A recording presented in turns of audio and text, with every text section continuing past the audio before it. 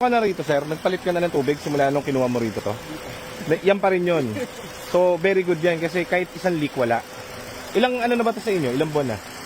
Simula rin po yung October, so tagal na rin. Ngayon yung first PMS nyo. Okay. Dapat na rin nung, ano ba, ilang, Depende sa'yo, ilan na yung tinakbo mo? nung kinuha ko po 64 rin ngayon, nasa 71 na. Tama lang. Tama lang. Kaso lang, minsan, kasi nga ngayon, katulad ngayon, mainit. Kaya lang naman sa PNPMS, hindi lang para dun sa langis. Yun sa, para ma-check lang, yung kunwari, yung tubig mo. So yan, na-check natin, okay lahat. Yung tubig nyo, aircon nyo, lamig. Walang error dun sa OBD. So, very good yun. Yun lang naman inaabol natin. Kasi minsan, gagamitin lang tayo yung gagamitin eh. Minsan may mga client kami. Ano ba yun? Sino ba yung nagdala ng ano? Parang 8 months, hindi niya PMS talaga simula nung nabili niya. Nangyari, siyempre, ginagamit mo eh.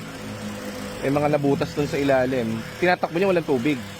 Ayun, dali yung yung engine. So, kailangan, ikaw, kaya mo rin siyang monitoring. Kunwari, mabiyahe ka malay. Tignan mo rin kung okay lagi yung tubig. Once a week, mga ganon. Para lang... Tubig po dito sa... Ito. Yan. Kailangan dyan, hindi talaga nagbabawas yan. Tapos papaturo ko sa iyo kung paano tinitignan yung temp para wary ka. Alam mo kung ano. John, turo mo kay sir yung sa... Paano i-indicate yung yung temp.